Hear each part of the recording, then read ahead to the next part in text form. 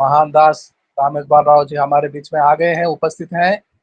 उनके लिए दुआ करते हैं और उनसे उनका मुखांतर से यीशु जो चाहते हैं वो संदेश को सुनना चाहेंगे हम, दिन और नम्र बनकर। अ, पास्टर राम इकबाल राव जी, आपका स्वागत है। आपके पास 7 बजकर 20 मिनट तक समय होगा। समय को दृष्टि में रखते हुए आप संदेश सुनाइए। पास्टर जी, आपका स्वागत है। आप सभी की जय मसीह की। इस सुंदर समय के लिए, सुंदर मौका के लिए कि परमेश्वर ने हमको मौका निकाला। बहुत बिजी थे लेकिन परमेश्वर को धन्यवाद है, इसके लिए धन्यवाद देता हूँ। लेकिन प्रार्थना करेंगे प्रभु सुधी ले और आज मेरे जीवन से बातचीत कर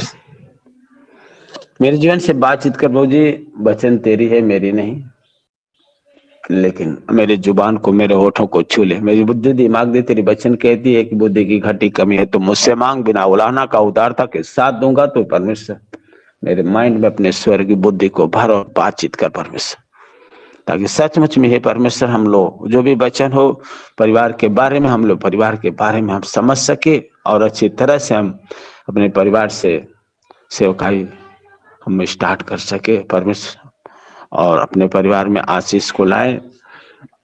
सभी लोग आशीषित हो जाए, अपने सेवकाई में आशीषित हो, परिवार में आशीषित हो, हर एक के जीवन से गवाही होने दे। मेरी नहीं लेकिन प्रभु तेरी इच्छा, जो तू चाहता है वही कर, जो हम चाहते हैं नहीं, लेकिन शुद्धि जरूर लेना पड़े। ब्लेसिंग के लिए, आशीष देने के लिए धन्यवाद देते। प्रार्थना यीशु मसीह नासरी के नाम से मांगते, आमीन। ठीक है, हम लोग धन्यवाद देंगे। हम देखेंगे हमारा विषय परिवार का एक होना जरूरी,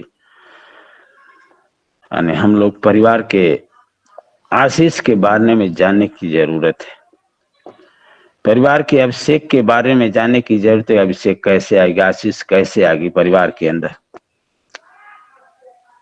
और हमारे बच्चों के अंदर आशीष कैसे आएगी। वचन कहती है कि बच्चे यहोवा के दिए हुए भाग है। परमेश्वर चाहता है कि मेरा परिवार आशीषित रहे। यदि हम अपने घर में आशीषित नहीं रहेंगे तो दूसरे को आशीषित कैसे बनाएंगे। हम घर में हमारी इच्छा नहीं पूरी होगी तो बाहर कैसे पूरी, आदर कैसे मिलेगा। यदि हमको घर में आदर नहीं मिलेगा तो बाहर मिलेगा नहीं मिलेगा। आप कैसे समझेंगे कि हमको आदर मिलेगा, नहीं मिलेगा। फिर हमारा परिवार एक आधार है, एक आत्मिक जीवन का आधार है। उस आधार को हमको मजबूत बनाना है। बच्चा होता है तो हम कितना खुश हो जाते हैं, उसके लिए हम ये करेंगे वो करेंगे, अच्छी शिक्षा देंगे, अच्छी पढ़ाई करेंगे, डॉक्टर बनाएंगे, इंजीनियर बनाएंगे, और हम बड़े आदमी बनाएंगे अपने बच्चे को, हम कमा कर जैसे हो वैसे। लेकिन तो हम नहीं सोचते कि जिस बच्चे को परमेश्वर ने बनाया है उस बच्चे को हमको परमेश्वर को ज्ञान देना है कि नहीं, परमेश्वर को ज्ञान दे रहे हैं कि नहीं, उसके अंदर परमेश्वर का आधार बना है कि नहीं, हमें नहीं जानते। हम सोचते हैं उसको अच्छी पढ़ाई दे, पूरा डॉक्टर बना दे, इंजीनियर बना दे, हाँ बहुत बड़े आदमी हो जाए। लेकिन प्रियो उस वहां लिखा था कि भजन संहिता 127 में कि बच्चे परमेश्वर के दिए हुए भाग है। लेकिन प्रियो उस वचन को हम नहीं देखते हैं कि प्रभु ने दिया है तो बच्चे को परमेश्वर का ज्ञान देना है कि जरूरी है कि नहीं। लेकिन आज हमको बच्चों को ज्ञान देने की जरूरत है। अब परिवार में अभिषेक होना जरूरी है, परमेश्वर से आशीष पाना भी जरूरी है। परिवार में परमेश्वर पहले आदम को बनाया और आदम को देखा कि आदम का अकेला रहना अच्छा नहीं है, रहना अच्छा नहीं है तो उसके पसली से निकाल कर हवा को बनाया और आदम के दिल के पास से उसकी पसली को निकाला। पत्नी का जगह उस आदम के दिल में है। पत्नी पति को कुछ ना छिपा, कुछ नहीं छिपाना है, क्योंकि उस पुरुष के अंदर पुरुष के दिल में पत्नी के लिए जगह है। पत्नी पति के साथ रहे तो वफादारी के साथ रहे। पति यदि साथ रहे तो वफादारी के साथ रहे। पति का आशीष पत्नी के साथ और पत्नी का आशीष पति के साथ होना चाहिए। परिवार को कैसे हम आशीषित करेंगे? हमारे परिवार में परमेश्वर की आशीष कैसे आएगी? परिवार का एक होना, परिवार में हम एक कैसे होंगे? दूसरे के बच्चे को हम गलतियां निकाल देते हैं, लेकिन दूसरे के बच्चों को हम गलतियां निकाल देते हैं और अपने बच्चे को कहते हैं कि चलो आज गलती हुई तो कल फिर ठीक हो जाएगा। लेकिन परिवार का मतलब है कि हम एक दूसरे के लिए खो जाए, आपस में हम लोग एक दूसरे के लिए समर्पित हो जाए, खुद एक दूसरे के साथ ईमानदार बने। हम देखते हैं कि जब हम परिवार के अंदर ईमानदार नहीं रहेंगे तो कलीसिया के साथ, विश्वासियों के साथ ईमानदार हम कैसे होते हैं? घर में यदि हम ईमानदारी नहीं करते हैं तो हम कलीसिया में कैसे ईमानदारी करेंगे? क्योंकि कोई भी विपत्ति आता है तो परिवार खड़ा होता है, परिवार पहले खड़ा होता है। इतना सोचिए, आपका चाचा, आपका मित्र, आपका दोस्त, आपका पड़ोसी खिसक जाते हैं प्रियो, लेकिन सबसे पहले हमारा परिवार, हमारा बेटा, हमारा पत्नी की कितना विपत्तियां में पड़ेंगे तो क्या करता है कि पहले खड़ा होता है। जिस परिवार को धोखा दिया है, माँ बाप, बीवी, बच्चे, लड़के, वही विपत्तियां आने पर सेवा में लग जाते हैं। हम उन्हीं के साथ ईमानदार नहीं है। हम वचन को देखेंगे, मत्ती 18 का निकाल लीजिए सर, 19। मत्ती रचित सुसमाचार 18 का 19 पढ़े।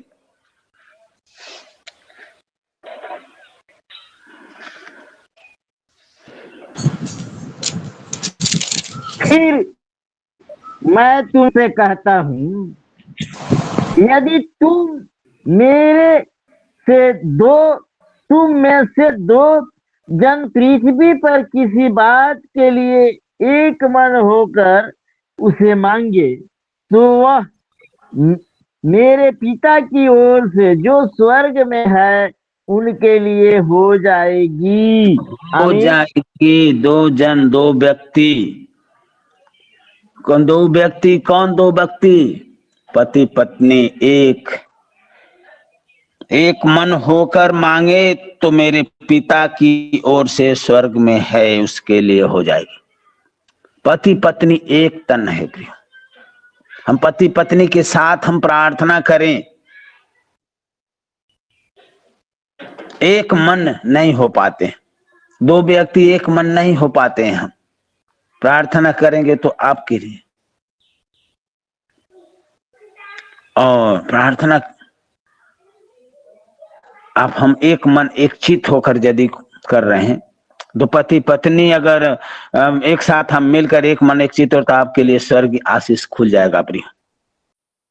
क्योंकि पति पत्नी के बीच में ईमानदारी होना चाहिए, लेकिन पति पत्नी के बीच में ईमानदारियां नहीं होती है।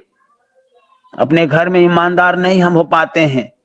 हम जाते हैं तो कोई न कहीं कुछ झूठ बोल देते हैं, लेकिन उसी में का 20 पद पढ़ दीजिए सर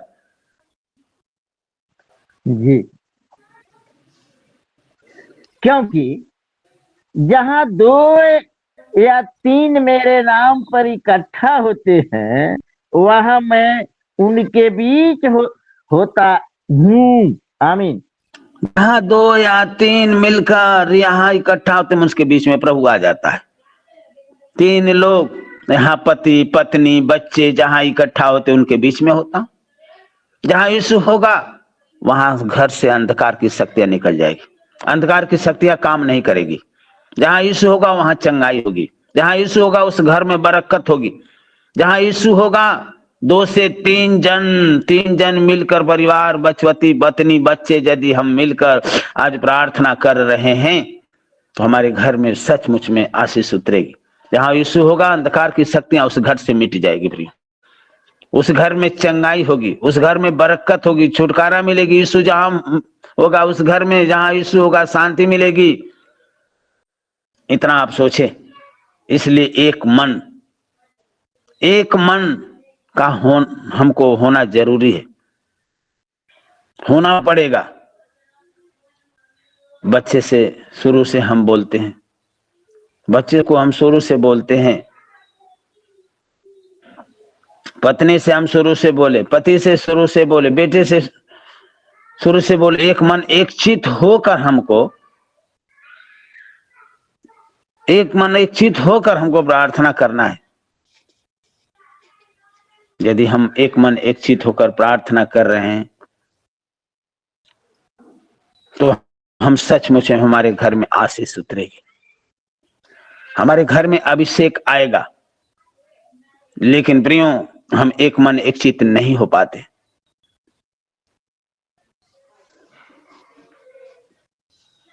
केवल शरीर के सुख के लिए, आंखों के अभिलाषाओं के लिए, अभिलाषाओं से खुश रहते हैं। घर के महत्व को हम नहीं समझ पाते हैं। बच्चे बाहर निकलते हैं तो बच्चे के माता पिता के साथ विश्वास के बदले क्या करते हैं, वो विश्वासघात कर देते हैं, झूठ बोलते हैं। परमेश्वर सब कुछ देखता है, माता पिता नहीं देखते हैं प्रियो, लेकिन परमेश्वर देखता है। परमेश्वर सब कुछ देखता है। यदि हम झूठ बोल रहे हैं तो हमारा संबंध पूरी तरह से परमेश्वर से नहीं रहेगा, परमेश्वर से नहीं रहेगा। हम झूठ माता पिता के साथ झूठ बोलते हैं, अपने परिवार पत्नी के साथ झूठ बोलते हैं तो हमारा रिश्ता नहीं होगा। क्योंकि यूहन्ना 15 के 7 में वहां लिखा है कि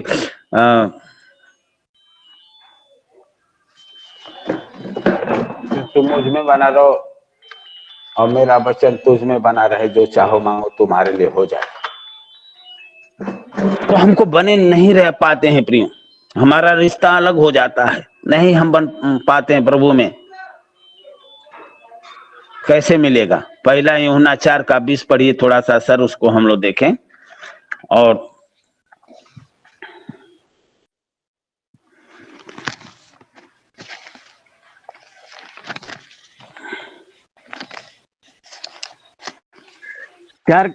यूहन्ना 4:20 पढ़ना है सर। जी सर।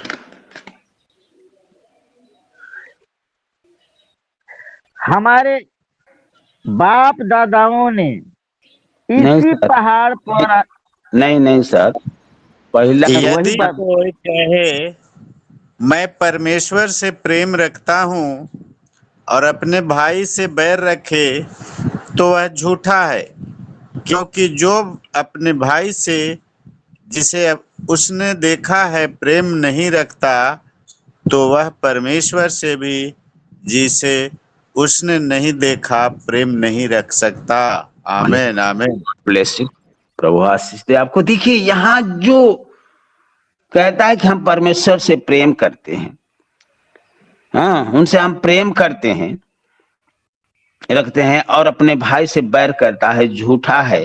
अपने माता पिता से झूठा बोला, अपने परिवार से झूठ बोल रहा है, अपने पति पत्नी के एक दूसरे के साथ झूठ बोल रहे हैं, तो वहां प्रेम नहीं रखता। जो परमेश्वर से भी, वहां लिखा है कि तो वह परमेश्वर से भी और जिसे उसने देखा उसे प्रेम नहीं रख सकता, तो परमेश्वर से कैसे प्रेम रखता? जिसको देख रहा है, देखता, उससे प्रेम नहीं करता है, उसे झूठ बोलता है, उसके साथ विश्वास के बदले विश्वासघात करता है, तो परमेश्वर के साथ कैसे प्रेम रखता है? उसके साथ ईमानदारी नहीं है प्रिय। परमेश्वर के साथ ईमानदार नहीं है। पति पत्नी का रिश्ता कैसे परिवार में, रिश्ते में कैसे परिवार में अभिषेक आएगा बताइए? कैसे परिवार को हम एक करेंगे? कैसे परिवार में हम आशीषित होंगे? लेकिन क्या होता है, हम कभी कभी उस प्रेम नहीं कर पाते, आपस में लड़ाई झगड़े हो जाते हैं, बेटा में हो जाता है, पत्नी में हो जाता है, और परिवार में जितने लोग। लेकिन हमको देखें यहाँ इफिसियों 6:12 निकाल लीजिए सर थोड़ा सा।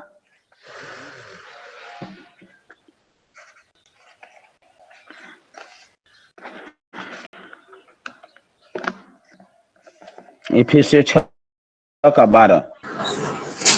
क्योंकि हमारा यह मल्ल युद्ध लहू और मांस से नहीं, परंतु प्रधानों से और अधिकारियों से और इस संसार के अंधकार के हाकिमों से और उस दुष्टता की आत्मिक सेनाओं से है जो आकाश में है।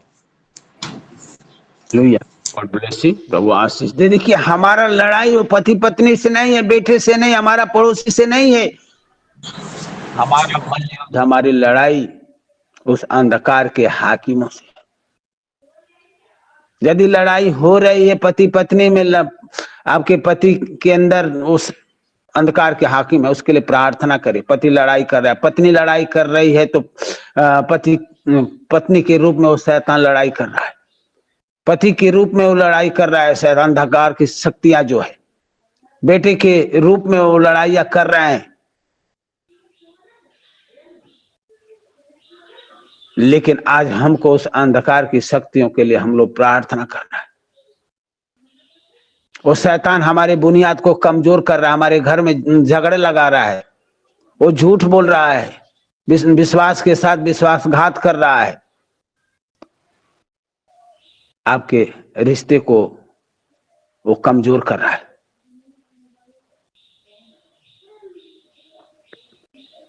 मेरी बेटी नहीं समझ रही है, मेरा बेटा नहीं समझ रहा, मेरी पत्नी नहीं समझ रही है, शैतान का काम है। उसके लिए हम लोग प्रार्थना करने की जरूरत है।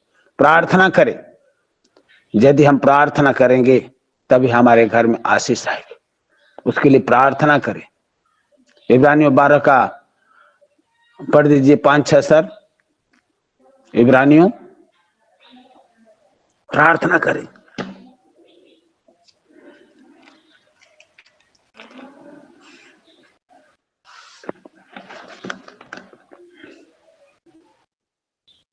क्योंकि वो परमेश्वर हमको ताड़ना देता है।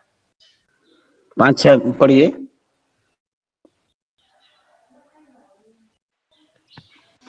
और तुम उस उपदेश को जो तुमको पुत्रों के समान दिया जाता है भूल गए हो।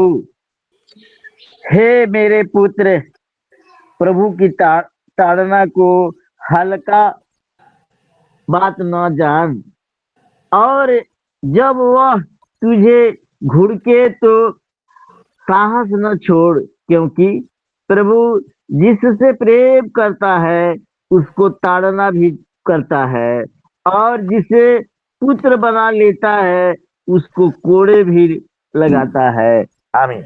हालेलुया।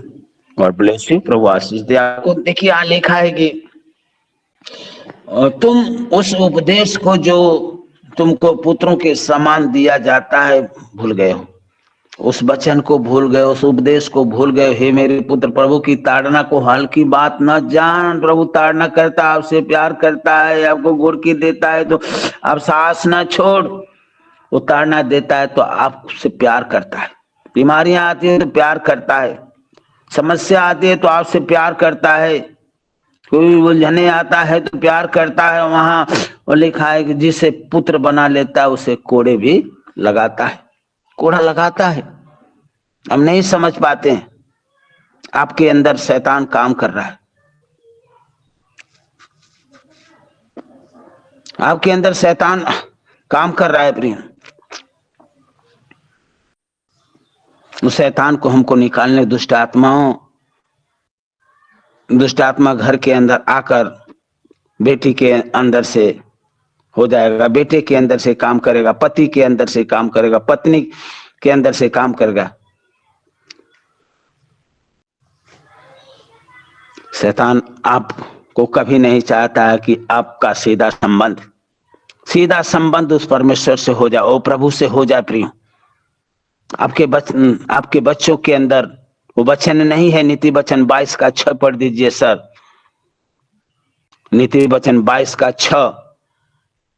शैतान हमेशा आपके अंदर समा कर क्या करता है कि आपके संबंध को तोड़ना चाहता है, आपकी सेवकाई को खराब करना चाहता है, आपके घर के जो अभिषेक है, परिवार के आशीष को खत्म करना चाहता है। लेकिन नहीं, आप अपने आप को वहां नीति वचन 22 का 6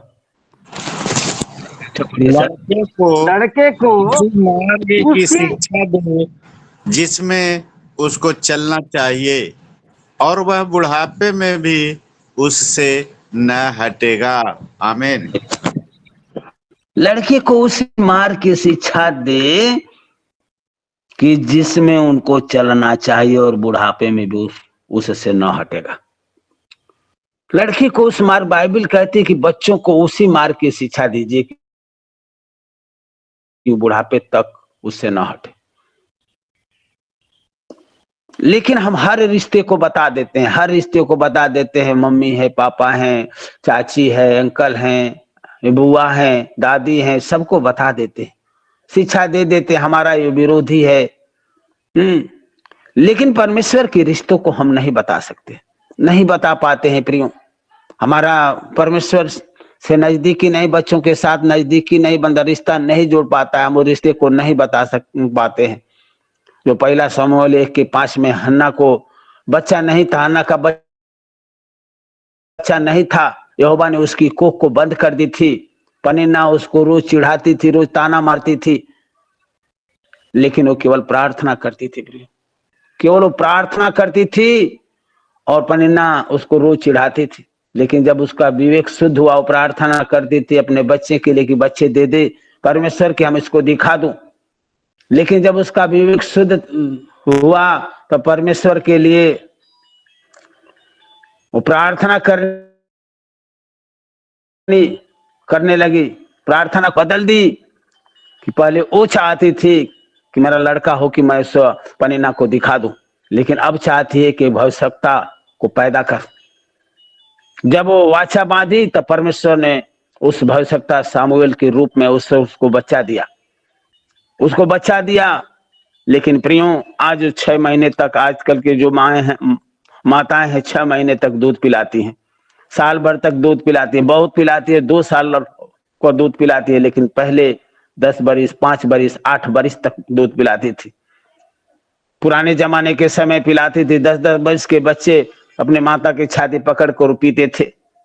लेकिन फिर भी हन्ना सामुएल को दूध पिलाती हुई अपने मन की बात कभी नहीं कही कि हमारी विरोधी, हमारी सवत थी पनिन्ना, तुम्हारा बाप वो था। लेकिन इतना सोच लीजिए, पनिन्ना कभी भी विरोध की बातें नहीं उस सामुएल के अंदर डाली। हमको ये लोग बहुत दुख दिए, लेकिन कष्ट दिए, बहुत दुख दिए, कष्ट दिए, लेकिन कभी भी दूध पिलाते समय बच्चे के मन में वो नहीं डाली। प्रिय, नहीं डाली कि परमेश्वर से रिश्ता इसका टूट जाएगा, परमेश्वर से रिश्ता टूट जाएगा, नहीं डाली। प्रिय, वो जानती थी कि यदि हम इसके अंदर हम डाल देंगे तो परमेश्वर से रिश्ता टूट जाएगा। बच्चों को अच्छी केवल ये कहती थी कि नहीं, तुम्हारा पापा और मम्मी यहोवा है, तेरा पापा माता पिता यहोवा है। अपने बच्चों को बताना है, भूल जाते हैं हम। यीशु तेरी माता है, यीशु तेरा पिता है, तो अपने पिता से मांग, अपने पापा मम्मी से मांग, फीस की जरूरत है मांग, कपड़े की जरूरत है मांग, पेन की जरूरत है मांग। प्रियो, आज हमको बच्चों को सिखाने की, वो शिक्षा देने की जरूरत है कि तेरा माता पिता यहोवा है, उस पर यहोवा के ज्ञान को दीजिए, ताकि तब हम मिलकर, पति पत्नी और बच्चे एक साथ मिलकर आज प्रार्थना करना सीखे कि हम लोग के घर में वो आशीष उतरे, वो आशीष उतरे, हमारा घर एक आशीषित परिवार होने पाए, हमको परिवार में एक हो जाए। हमको बच्चों को वहां लिखा था कि बच्चों को ऐसी शिक्षा दे, लड़कों को मार्ग की शिक्षा दे, उसी मार्ग की शिक्षा जिसमें उसको चलना है और बुढ़ापे में भी उससे न हटे। आज बच्चों को बताएं कि नहीं, तेरा माता और पिता वही है, तू उससे मांग, मैं कुछ नहीं कर सकता, और देने वाला वो है। पेन मांगना है तो मांग, घुटना टेक प्रार्थना करो। उसको सिखाएं कि सचमुच में हम लोग 2 से 3 जन जहां मिलकर प्रार्थना करें, परमेश्वर सब कुछ दे देगा। वहां प्रभु की उपस्थिति आपके घर में बनी रहे, आपकी आशीष बन रहे। इस वचन से प्रभु सबको आशीष दे। समय काफी हो गया, फोन भी आ रहा है किसी दूसरे का। आमीन।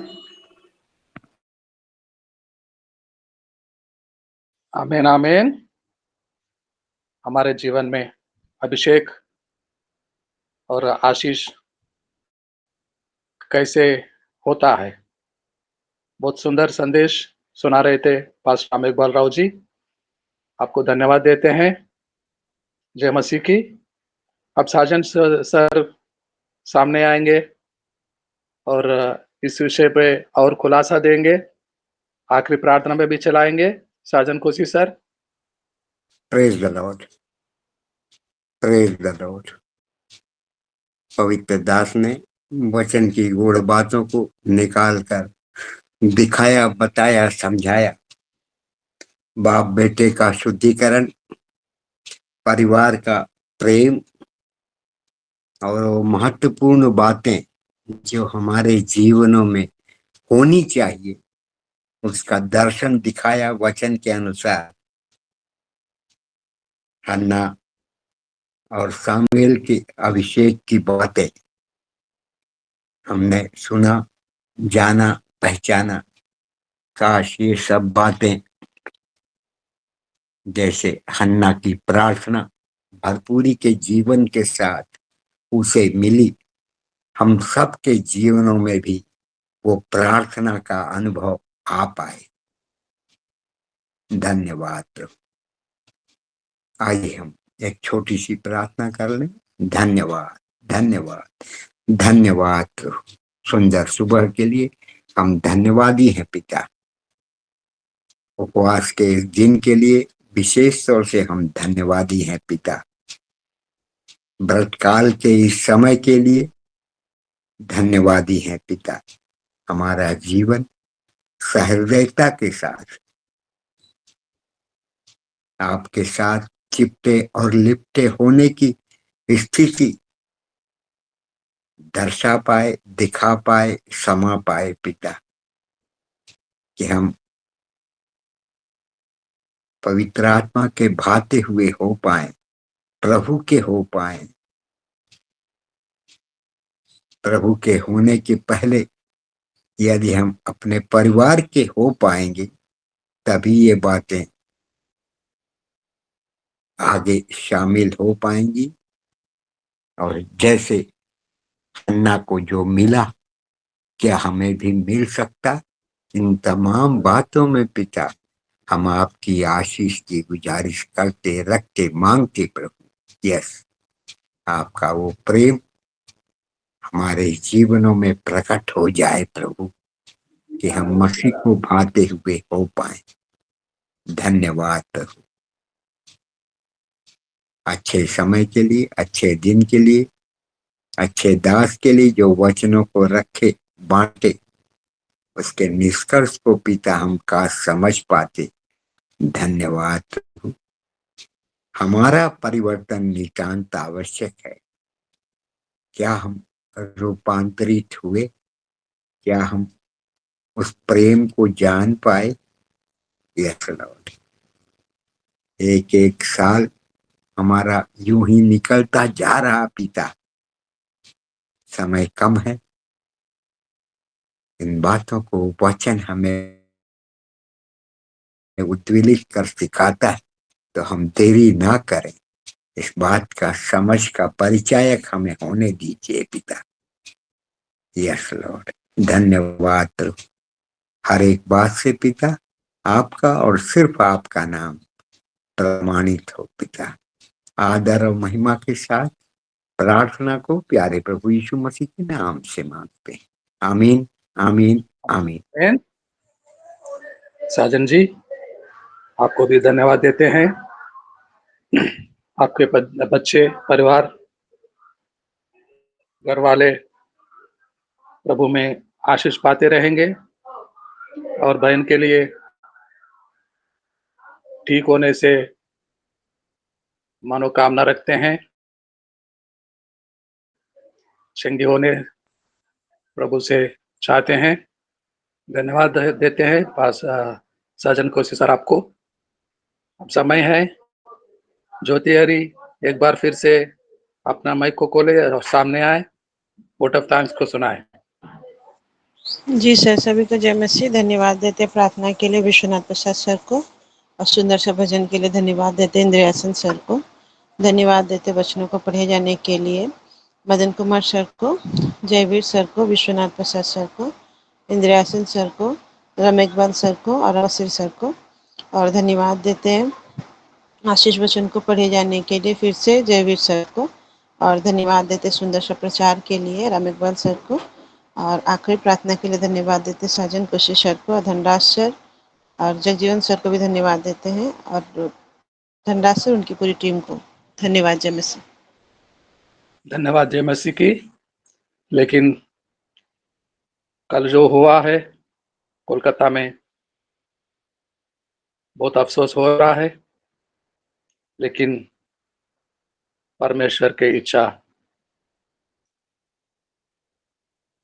हो, उसका अनुग्रह हो। हम क्या कर सकते हैं बेटी? हम तो सिर्फ दुआ कर सकते हैं। जो रह गए हैं आपके लिए, आपके घर परिवार के सारे सभी सदस्यों के लिए, और जो दुखद परिस्थितियों में है उनके लिए प्रार्थना करते रहेंगे। जय मसीह की। पास्टर राम इकबाल राव जी आशीषों को सुनाए। अब हमारे परमेश्वर का प्रेम, प्रभु यीशु मसीह का अनुग्रह, पवित्र आत्मा की संगति, सहभागिता हर एक के साथ लुकिंग इनटू जीसस एवरीडे के साथ और देश के तमाम विश्वासियों के साथ, इस्राएल के 12 गोत्रों के साथ, अब से लेकर प्रभु की द्वितीय आगमन तक, युगानुग तक बनी रहे। आमीन आमीन। आमीन आमीन। जय मसीह। जय मसीह किशन राव जी, जय मसीह भैया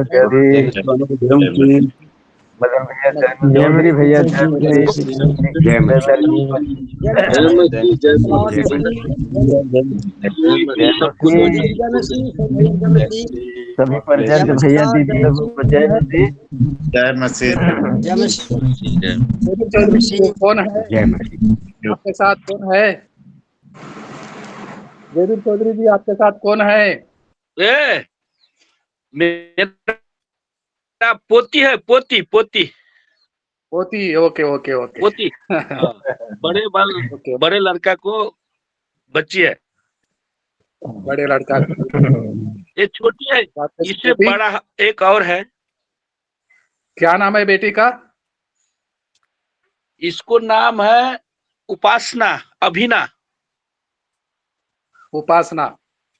उपासना सुंदर बड़ी नाम है। वाली को, छोटी वाली को अभिना। अभिना। Okay okay. ये अभिना है, अभी आया था वो अभिना।